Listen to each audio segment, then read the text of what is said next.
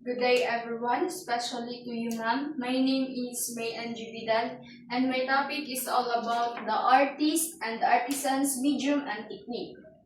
Comparing artists to artisans. Artists and artisans fill different roles in the art sector. Artists work in fine arts like painting, illustration, and sculpture.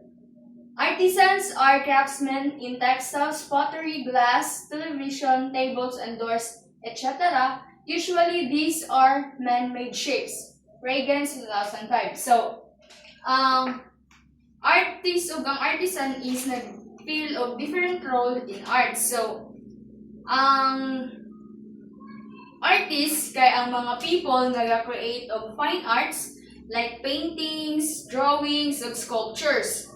Ang ilahang work kay ga-show of ideas, feelings, emotions, of creativity. Example sa artist kay painter. Ilahang goal kay to express beauty and feelings.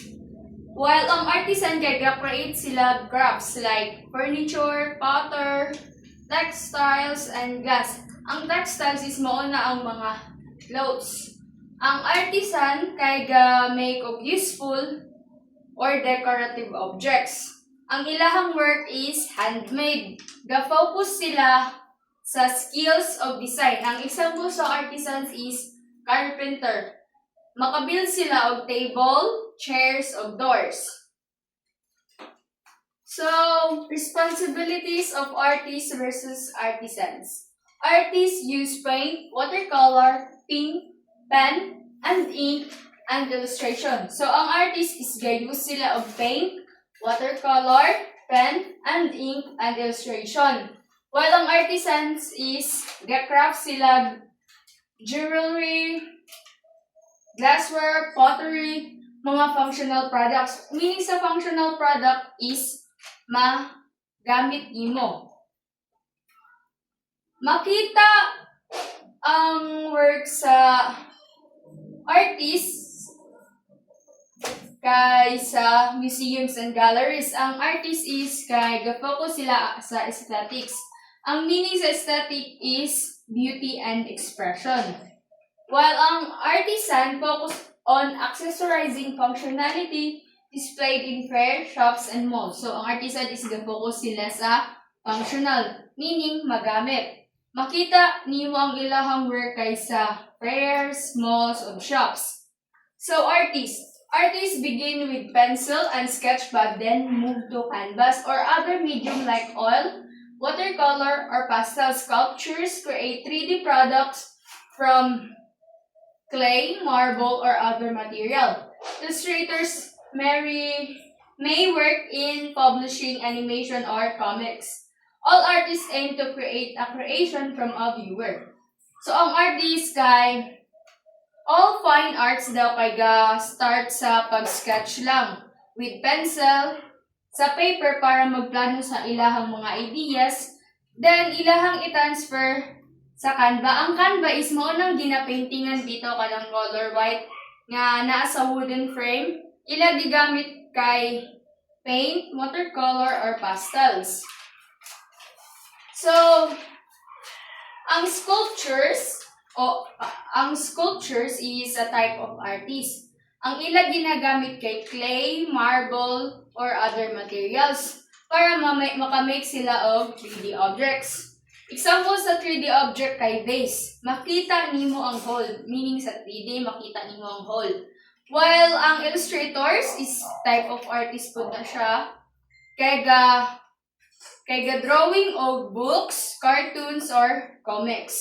Ang main goal sa artist kay makita sa tao or people ilaha works nga naa sila yung ma-feel. Kung kabali, ang mga tao makakita ana ang artwork is naa sila yung ma-feel ana.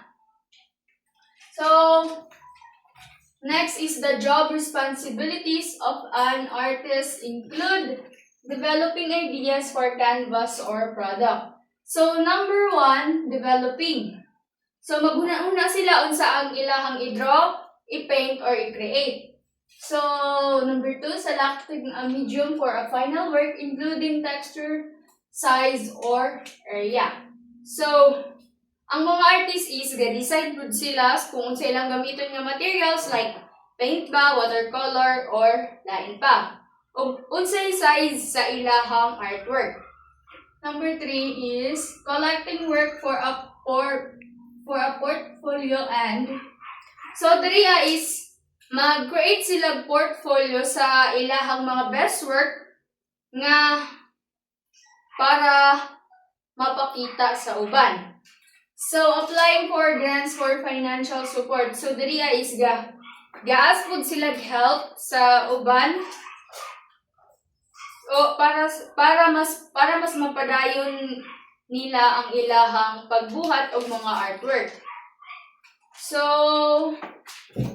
artisan are craftsmen who makes practical artistic products like earrings, urns. Ang urns mao na ang base. Stained glass gain knowledge by studying under master craftsmen with continued practice create something new and original and spend time selling and promoting their items in marketplaces. So ang artisan is mga skilled workers nga ga-make of useful but artistic items like earrings, katong vase, stained glass, or more. They learn from expert craftsmen para mas muabtik sila through practice o study. Ang goal nila is to make things nga new, unique, and creative. Gaspend pod sila dako nga time sa pag-promote sa ilahang products sa shops o sa markets. So, ang job responsibilities of an artisan includes using and mixing medium like paint, metal, glass, or fabric. So, ang job responsibilities ng artisan is using things like metal, glass to create product.